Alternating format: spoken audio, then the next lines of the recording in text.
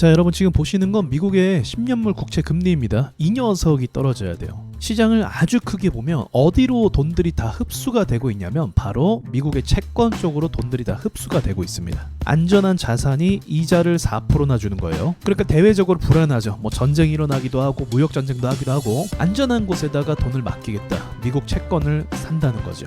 그래서 이 가격을 분석해서 우리가 언제부터 시장이 좋아질 것을 예상할 수 있는지 그걸 한번 이야기해 볼게요. 중요한 분석이 될 것 같아요.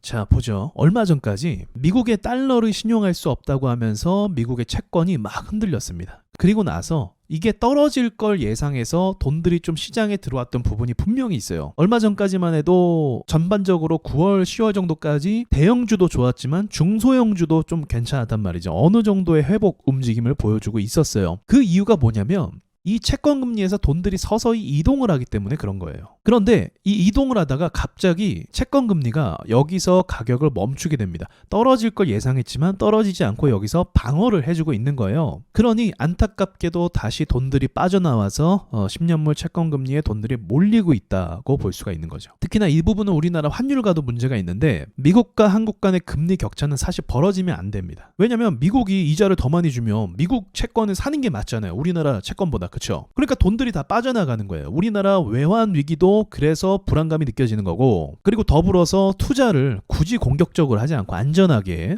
채권을 사는 게 더 낫다라고 판단할 수 있는 거죠. 그래서 여러모로 이쪽으로 돈들이 다 흡수되고 있다고 볼 수 있는 거죠. 그러니까 떨어져야 할 녀석이 안 떨어지니까 다시금 돈들이 흡수되고 있고, 또 이 흡수된 돈들로 인해서 증시가 또 안 좋은 상황이 만들어지고 있고, 오늘도 사실 마찬가지. 오늘도 SK 하이닉스 반도체 우량주가 올랐지만 하락한 종목 비율이 더 많습니다. 자, 그러면 이 녀석은 어느 가격을 깨야 할까? 자, 보시면 4% 아래로 빨리 떨어지는 게 좋습니다. 4% 아래로 떨어져서 3%대에 빨리 진입을 하고, 제가 봤을 때 3% 중반대까지 빨리 내려오는 편이 좋다고 생각을 해요.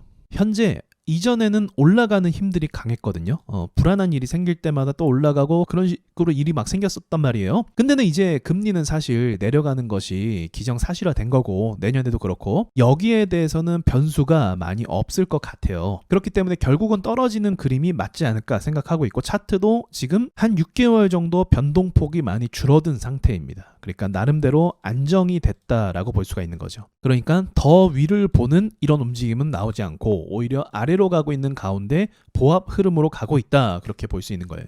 그래서 결국은 시간 문제인데 이게 올라가지 않고 내려갈 일이 남아있다고 보고 있거든요. 아마 제가 봤을 때 이 심리적인 라인이 또 있을 거 아니에요. 4% 밑으로 떨어지는 순간부터 이제 심리가 위축이 돼서 제 생각엔 그때부터 돈들이 나와서 이동을 할 거라고 생각이 들어요. 만약 그렇게 되면 이제 기계적으로 세력들이 이게 수동으로 다 저는 한다고 생각하지 않거든요. AI와 프로그래밍이 다 돼 있다고 생각해요. 그래서 기계적으로 이익을 줄 수 있는 기업 쪽으로 돈들이 공격적으로 옮겨질 가능성이 있다고 보는 거죠. 그래서 여러분은 제 설명을 들었을 때 이게 4% 밑으로 내려가는 3%대에 진입이 된다고 하면 이제 돈들이 중소형주에 쏟아질 수 있는 그런 가능성이 열리기 시작하는구나 라고 생각하시면 돼요. 그리고 변동성이 나름 강하기 때문에 이전에도 그랬지만 한번 떨어질 때 또 속도도 장난이 아닙니다. 근데 이 속도가 왜 나오는 거겠어요? 기준금리 정책 때문에 이런 속도가 결정이 되는 거예요. 제 생각인데 지금 고금리로 인해서 미국의 서민 경제도 좋진 않거든요. 그래서 어떠한 지표가 또 문제가 발생할 것처럼 나온다고 한다면 선제적으로 또 금리를 빠르게 내릴 가능성이 있어요.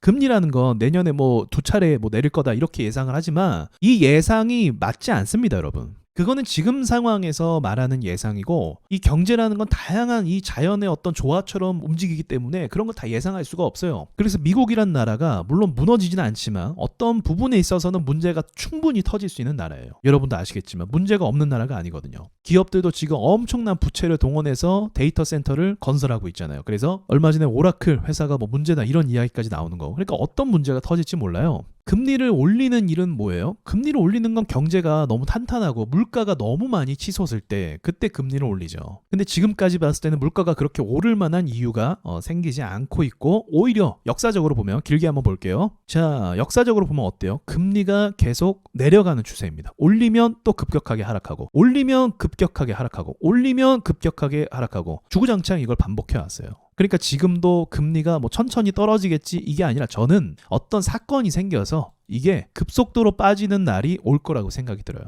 그러니까 여러분이 이걸 지켜보셨다가 그렇게 급속도로 빠진다? 그러면 어떻게 하는 거예요?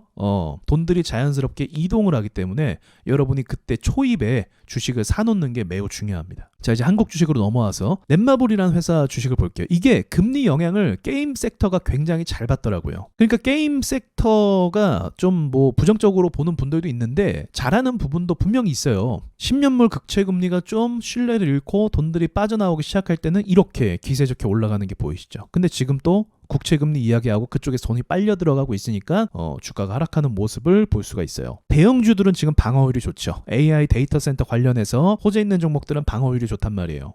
하지만 뭐 좋은 회사라고 볼 수는 없겠지만 JMB 이런 회사, 이런 유의 회사들 말하는 거예요.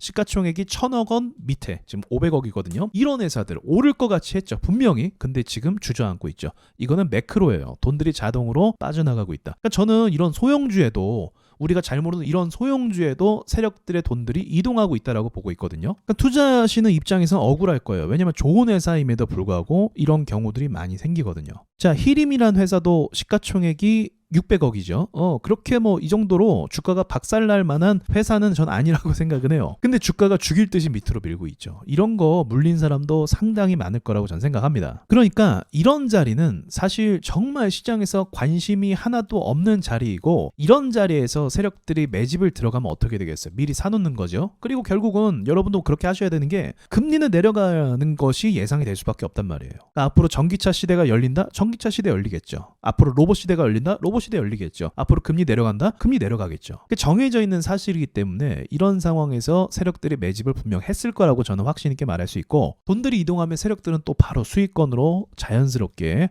도달할 수 있겠다고 말씀드릴 수 있는 거죠. 그러니까 여러분도 이런 템포에 맞춰서 미리 금리를 보는 관점으로 10년물 국채 금리에 따른 관점으로 투자를 해보는 것도 좋은 아이디어가 될 수 있다고 말씀드리고 싶어요. 저는 최근까지 국채금리가 하도 말이 많고 탈도 많고 그래서 내려올 줄 알았어요. 근데 역시나 잘 버팁니다. 그러니까 미국은 미국이에요. 역시나 투자자들의 대부분의 판단은 안전한 미국 국채금리를 선택하는 게 아직도 대세인 것 같습니다. 근데 이 대세는 거의 끝났다라고 저는 봅니다. 자, 여기까지 말씀드리고 마칠게요. 자, 여기를 보시면 무료 강의가 이렇게 많습니다. 하나하나 다 제가 만든 강의들이고요. 꼭 들어보시길 바랍니다.